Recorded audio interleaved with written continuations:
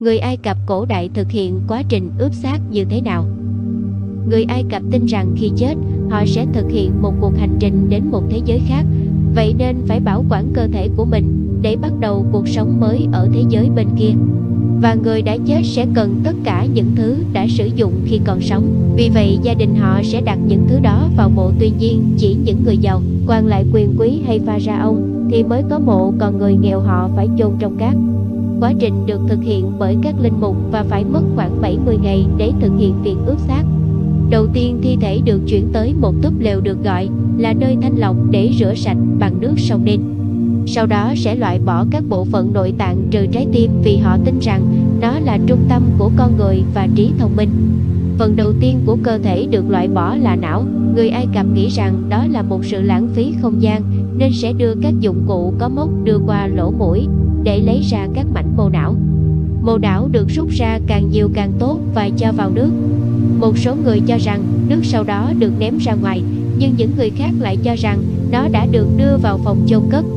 Tiếp đó là loại bỏ các cơ quan của bụng, gan, phổi, dạ dày và ruột thông qua một vết cắt thường được thực hiện ở bên trái của bụng.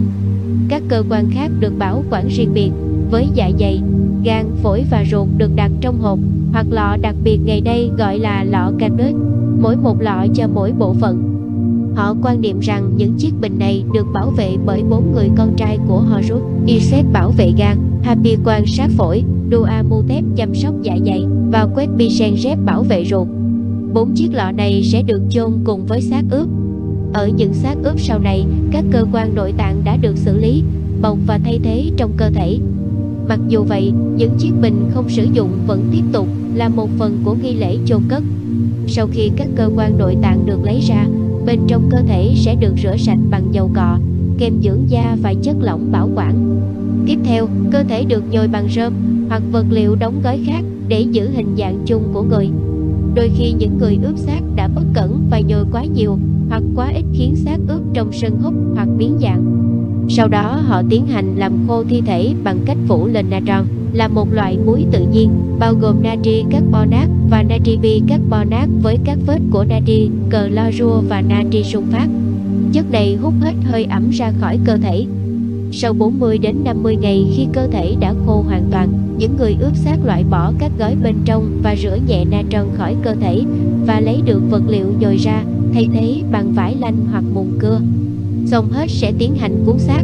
Mỗi xác ướp cần hàng trăm thước vải lanh. Những dải vải lanh dài được quấn quanh người và quấn riêng từng ngón tay, ngón chân trước khi quấn toàn bộ bàn tay hoặc bàn chân. Để bảo vệ người chết khỏi sự nhầm lẫn, người ta đã đặt những chiếc bùa hộ mệnh giữa các bọc và những lời cầu nguyện cùng những lời ma thuật được viết trên một số dải vải lanh. Người Ai Cập tin rằng những tấm bùa này có đặc tính ma thuật sẽ bảo vệ cơ thể. Đôi khi người ta trang điểm và lắp mắt giả. Cũng có khi đôi mắt được vẽ trên vải lanh, nhưng cuối cùng người Ai Cập đã bắt đầu sử dụng mắt đá hoặc thủy tinh. Một số xác ướp nhận được vỏ hành tây và củ hành tây để làm mắt.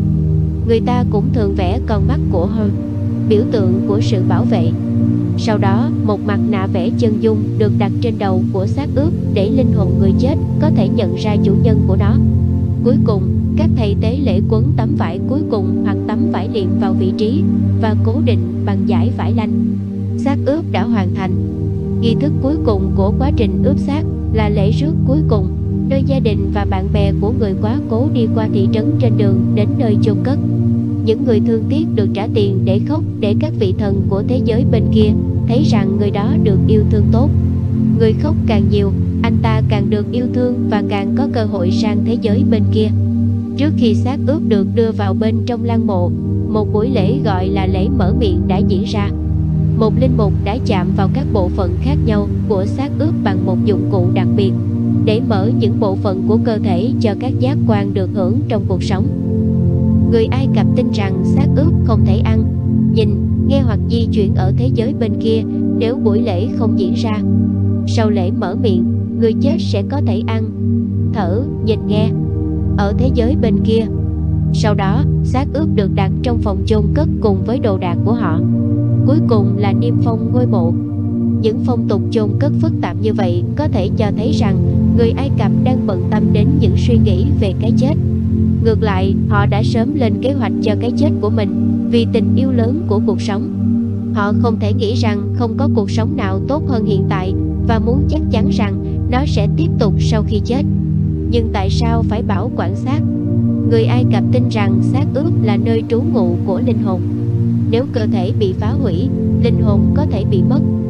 Vậy nên người Ai Cập rất trân trọng thân xác của mình sau khi chết. Xác ướp Ai Cập không những là những phát minh vĩ đại của lịch sử, mà còn chứa rất nhiều bí ẩn mà chúng ta chưa thể khám phá hết. Hãy theo dõi kênh để xem nhiều video hấp dẫn nha. Cảm ơn vì đã theo dõi.